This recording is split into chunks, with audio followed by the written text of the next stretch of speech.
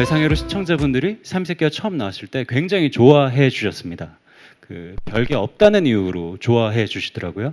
그래서 처음에 방송에 나갔을 때 첫 반응이 참 신선하다, 힐링이 된다 이런 반응들이셨어요. 그래서 기분이 좋아서 계속 만들었습니다. 그때 한 1년 정도 지났더니 또 음식이냐 슬슬 지겨워지려고 한다 이런 반응이 나왔어요. 그래도 딱히 다른 게 떠오르지 않아서 한 1년 정도 더 만들어 봤습니다. 그랬더니 이런 댓글들이 달리기 시작했어요. 사골이냐? 그만 우려 먹었으면 좋겠다. 나영석 너는 일 안 하냐? 이런 댓글들이 달리기 시작했어요. 왜 일을 안 하겠습니까? 저 일 굉장히 열심히 합니다. 오늘도 이거 끝나면 빨리 회사에 가서 회의해야 됩니다. 다음 새로운 작품 뭘 해야 될지 아이템 회의를 해야 되는데요. 그럼 이제 회의 시간에 가면 저는 또 이렇게 얘기합니다. 무조건 뭐라도 좋으니까 새로운 의견을 내줬으면 좋겠어. 무조건 새로운 아이템을 해야 될 것 같으니까 새로운 의견은 뭐든지 가감없이 내봐주세요. 그렇게 얘기합니다. 그럼 누군가가 의견을 이야기합니다. 새로운 의견을 이야기합니다. 그럼 저는 이렇게 얘기합니다. 그거 옛날에 내가 다 해봤는데 그거 안 돼, 안 돼. 또 누군가 또 다른 의견을 이야기합니다. 그건 내가 옛날에 안 해봤는데 안 해봐서 그건 또 불안해서 안 돼. 그렇게 회의하다 보면 아무것도 결론 내지 못한 채 회의가 끝나버립니다.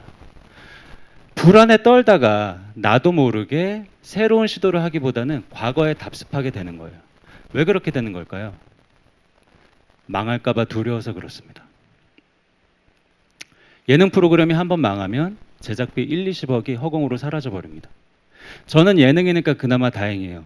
드라마면 1, 200억이 사라집니다. 만약에 게임이면 아마 0이 하나 정도 더 붙는다고 저는 들었어요. 그래도 저는 괜찮습니다. 저는 유명한 PD니까요. 게다가 저는 대기업에 소속돼 있습니다. 한두 번 실패해도 회사가 그래도 적당히 봐줍니다. 그런데 작은 제작사는 실제로 망할 수도 있습니다. 그리고 어린 후배 PD나 프리랜서들이나 작가들은 어쩌면 일자리를 잃을 수도 있습니다. 방송뿐이겠습니까? 영화, 게임, 음반 이런 산업이 다 똑같습니다. 사실 새로운 시도를 해야 되고요. 또 실패 속에서 커나가만 되는 이런 산업이 그리고 젊은이들의 열린 창의성이 굉장히 필요한 이런 산업이 현실의 벽 앞에서 무너지는 걸 전 굉장히 많이 봐왔습니다. 젊은이들이 성공의 공식을 답습하기보다는 실패의 경험을 더 과감하게 누릴 수 있게 원컨대 이 업계에 대해서 재정적인 지원이나 투자가 원활해질 수 있도록 배려해 주시길 부탁드리겠습니다. 작은 제작사나 젊은 창작자들을 위한 정책을 만들어 주시길 부탁드리겠습니다. 해외 수출에 관한 이야기를 잠시 해보겠습니다. 저는 예전에 꽃보다 할배라는 프로그램을 만든 적이 있는데요. 이 프로그램이 미국의 NBC라는 방송사에 정식으로 리메이크 판권이 수출된 적이 있습니다.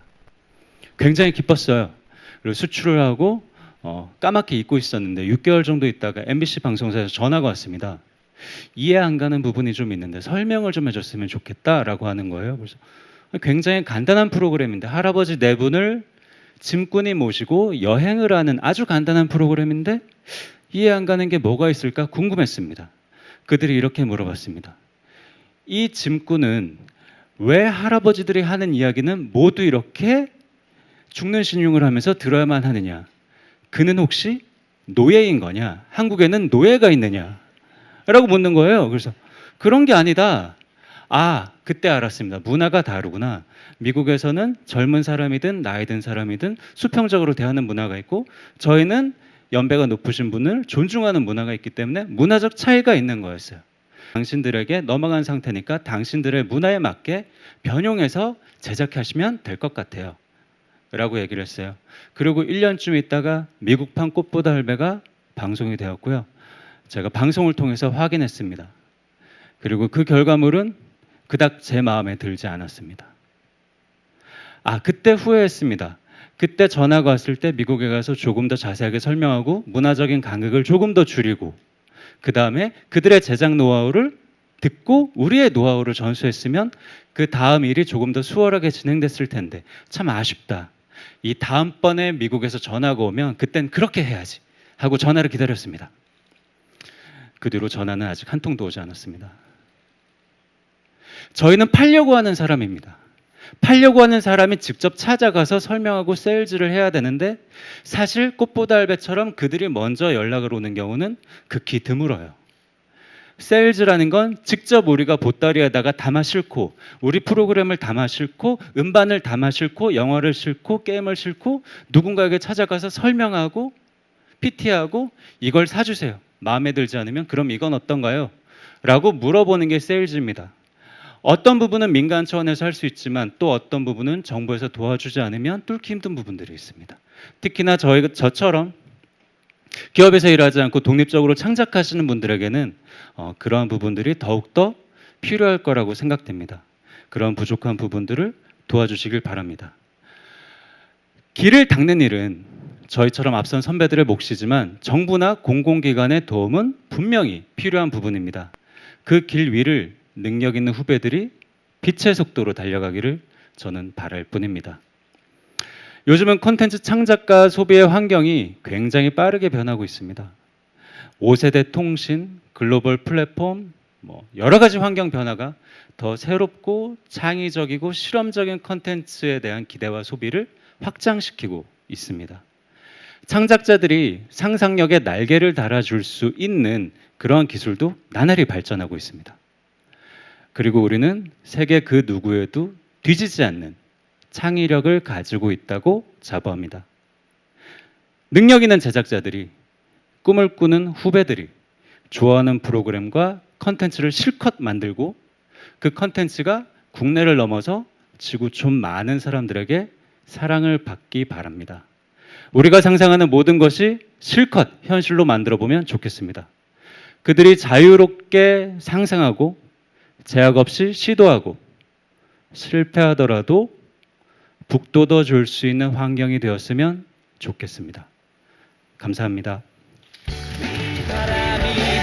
네, 콘텐츠 산업 현장의 생생한 이야기를 들을 수 있어서 좋은 시간이었습니다. 다시 한번.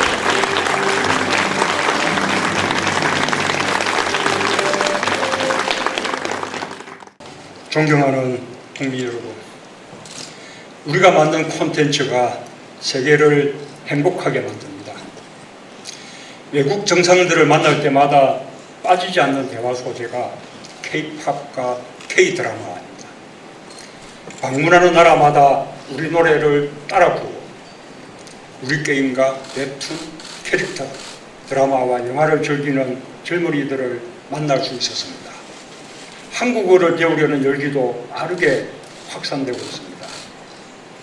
우리 콘텐츠를 즐기며 삶의 희망을 키우는 세계의 청소년들을 보면서 자랑스러움을 느낍니다. 우리 콘텐츠를 만든 문화예술인들과 창작자들에게 감사하지 않을 수 없습니다. 여러분 고맙습니다.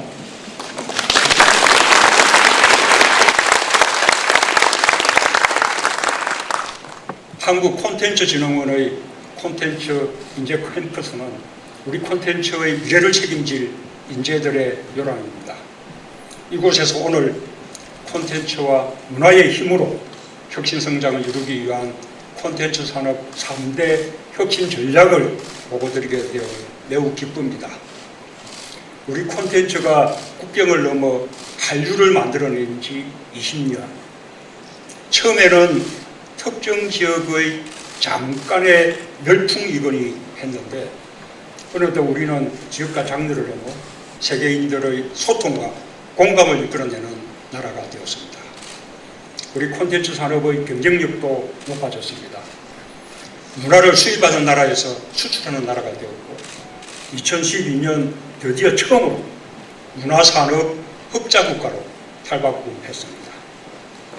문화 콘텐츠 수출은 최근 5년간 연평균 16% 이상 성장하며 작년 한 해에만 100억 불의 수출 성과를 올렸고 세계 7위의 콘텐츠 강국으로 발돋움했습니다.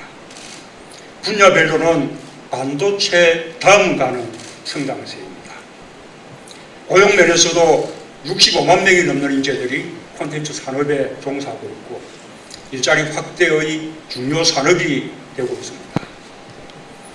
한류 콘텐츠와 연관된 소비재와 관광 수출액도 50억 불이 넘었습니다.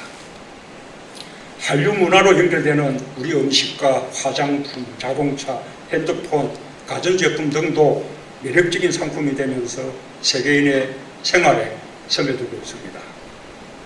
지난해 e스포츠 대회를 관람하거나 K-POP 스타들의 고향을 직접 보기 위해 140만 명이 넘는 한류 팬이 한국을 찾았고, 한류 문화를 중심으로 한 국경 없는 문화 공동체도 등장하고 있습니다.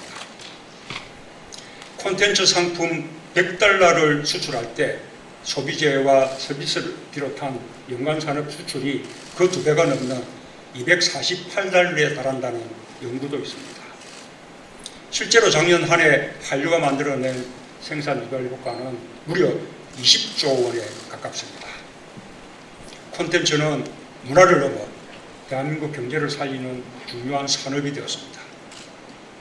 국민 여러분, 우리가 문화 후진국을 벗어나 콘텐츠 강국이 된 것은 창의성과 혁신적 기술, 기업가 정신을 갖고 도전한 수많은 창작자의 노력이 있었기 때문입니다.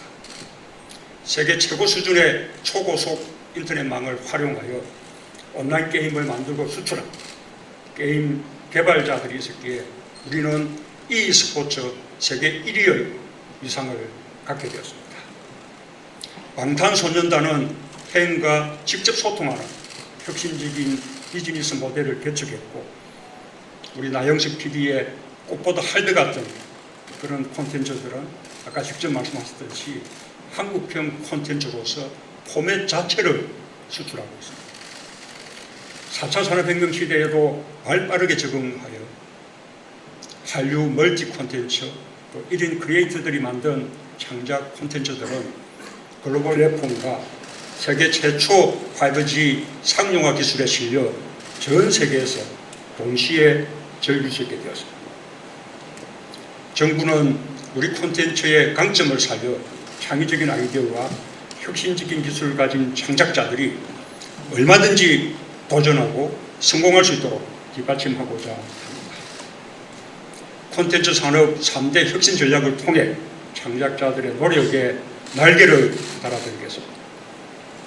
첫째, 아이디어와 기술만 가지고도 새로운 스타 기업이 될 수 있도록 정책 금융으로 뒷받침하겠습니다.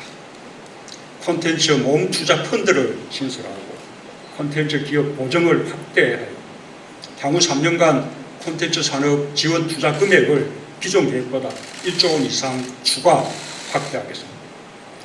불확실성으로 투자받기가 힘들었던 기획 개발, 제작 초기, 또 소외 장르에 집중 투자하여 실적이 없어도 성장할 수 있도록 돕고, 실패하더라도 다시 도전할 수 있는 기회를 만들겠습니다.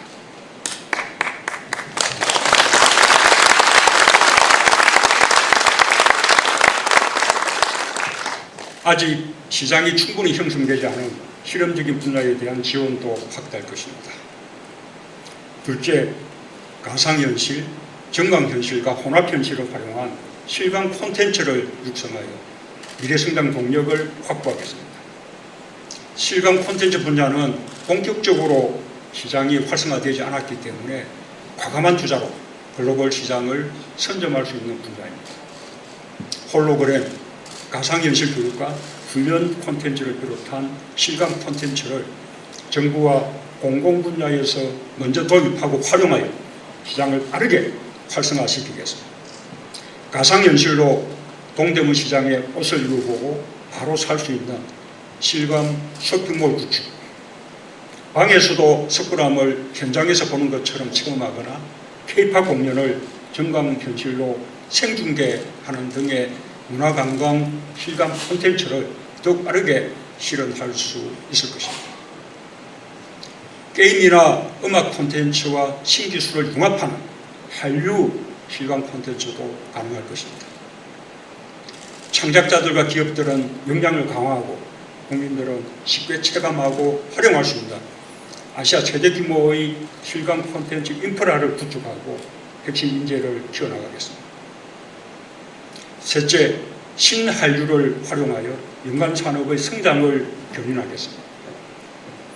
얼마 전 태국에서 정부가 보증하는 우리 중소기업 제품을 K-팝과 연계하여 브랜드 K로 론칭하는 행사를 했는데 출시 제품들이 완판될 정도로 큰 인기를 끌었습니다.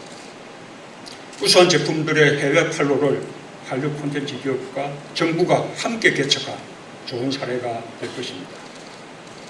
정부는 한류의 지속적인 발전을 위해 한국어 교육 지원과 문화 교류를 확대하고 해외 시장 정보와 번역, 온라인 마케팅 지원 등으로 콘텐츠 수출 역량을 강화하겠습니다. 태국에서 한 것처럼 우수 중소기업 소비자 산업의 한류 마케팅 기회를 늘리고 한류 상서 공연장 확충 등 한류 콘텐츠를 관광 자원화하여 한류 관광객 유치에 정부가 적극 나서겠습니다. 불법 복제나 한류 위조 상품 등으로 피해보는 일이 없도록 저작권을 국제적으로 보호하고 공정한 제작 환경을 만드는 데에도 관심을 기울이겠습니다. 존경하는 국민 여러분, 산업화와 민주화 위에 콘텐츠와 문화의 힘이 더해지면서 대한민국의 자긍심은 한층 커졌습니다. 콘텐츠는 우리의 삶을 더욱 풍요롭게 하고 중요한 우리의 미래 먹거리가 될 것입니다.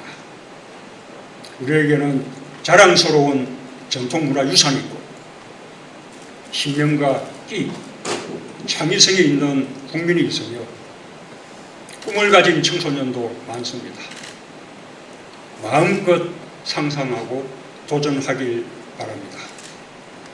우리가 함께 상상하고 만드는 콘텐츠가 세계를 이끌게 될 것입니다. 세계 최고의 콘텐츠 강국, 바로 여기서 시작합시다. 정부가 기회의 문을 열겠습니다. 감사합니다.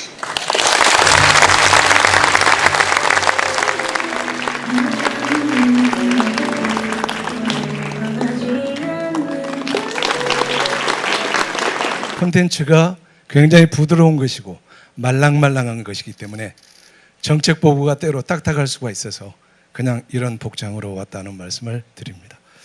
우리 박영선 장관님이 제일 먼저 보고서 놀라고 또 부러워했던 것 같습니다.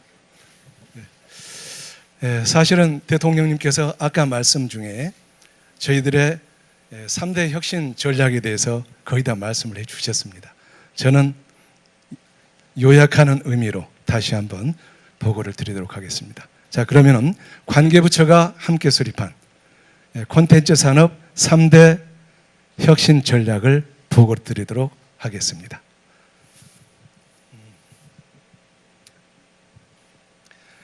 작년에 세계 콘텐츠 시장의 규모는 2조 3천억 달러. 그러니까 우리나라 돈으로는 2,700조 원에 이릅니다. 그리고 2022년까지 연간 4.4%의 지속적인 성장을 하게 될 것입니다. 굉장히 큰 산업입니다. 그리고 유망한 산업입니다. 그런데 이렇게 거대한 콘텐츠 시장도 지금 경쟁 환경이 급속도로 바뀌고 있습니다. 글로벌 플랫폼의 등장으로 인해서 이제는 콘텐츠만 좋으면은 세계 모든 사람들을 상대로 큰 돈을 벌 수가 있습니다. 하지만 반대로 해외 콘텐츠에 밀리면은 하루아침에 도태될 수가 있습니다. 5세대 이동통신 시대, 4차 산업혁명 시대에 첨단 기술을 활용한 콘텐츠를 누가 가장 먼저 성공적으로 개발하느냐가 앞으로 콘텐츠 산업 성패의 관건이 될 것입니다. 우리나라의 콘텐츠 문화 산업의 시장 규모는 약 120조 원입니다. 세계 시장에서의 점유율은 2.6%로 세계 7위를 기록하고 있습니다. 자, 그렇다면 앞으로 어떻게 해야만 우리나라의 콘텐츠 산업이 세계 무대에서 우뚝 설 수 있을까요? 세 가지의 저희들이 답을 찾아보았습니다. 첫 번째는 정책금융 확충입니다. 두 번째는 실감 콘텐츠의 육성입니다. 그리고 마지막으로는 한류로 연관 산업을 견인하는 것입니다. 첫 번째가 정책금융 확충입니다. 콘텐츠 산업 현장에 있는 분들 얘기를 들어보면 가장 큰 애로사항이 뭐냐고 물으면 자금 부족을 호소합니다. 그러니까 좋은 아이디어나 기획이 있어도 투자받기가 어렵다고 아우성입니다. 그래서 콘텐츠 모험 투자 펀드를 새로 만들었습니다. 총 4,500억 원 규모로 조성하도록 하겠습니다.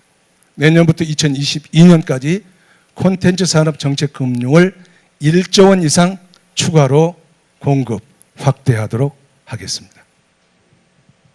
두 번째는 실감 콘텐츠의 육성입니다. 초기 산업 육성을 위해서 정부가 선도적으로 투자하겠습니다. XR 플러스 알파 프로젝트를 통해서 공공서비스와 산업 그리고 과학기술 분야의 실감 기술을 적극 활용할 다양한 계획을 가지고 있습니다. 셋째, 마지막입니다. 한류를 통한 연관 산업의 성장을 견인하도록 하겠습니다. 한류는 한류로만 끝나서는 안 됩니다. 한류의 인기를 한국 상품의 수출을 위한 마케팅 수단으로 활용해야만 합니다. 해외에서 열리는 한류 행사들과 우리 제품의 동반 진출을 확대해 나가도록 하겠습니다. 또 한류를 관광 상품화 시킴으로 인해서 방한 관광객들도 크게 늘리겠습니다. 이 밖에도 작년 12월에 발표한 규제 혁신 그리고 세제 개선 등의 과제들을 지속적으로 추진해 나가도록 하겠습니다. 22년까지 매출액은 153조 원 그리고 수출액은 134억 달러 그리고 고용은 70만 명으로 증가할 것으로 전망이 됩니다. 한류 관광객 수도 180만 명으로 성장할 것으로 저희들은 예상합니다. 결국 콘텐츠 산업은 사람이 핵심입니다. 콘텐츠 산업은 인간의 창의력과 감성을 바탕으로 존재하기 때문에 그렇습니다. 우리 국민들은 창의력과 감성 그리고 상상력 측면에서 국제적으로 뛰어난 경쟁력이 있습니다. 바로 여러분들이야말로 대한민국 경제의 미래라고 저는 확신합니다. 대한민국의 콘텐츠는 새로운 빛이 될 것입니다. 감사합니다.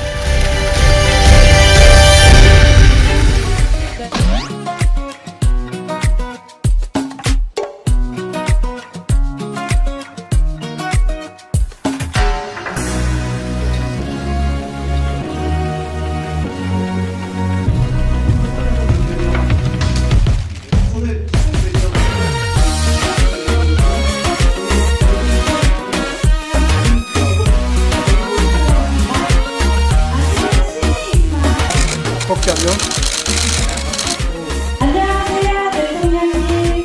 이렇게 만나뵙게 되어서 정말 신기하고 영광입니다. 예!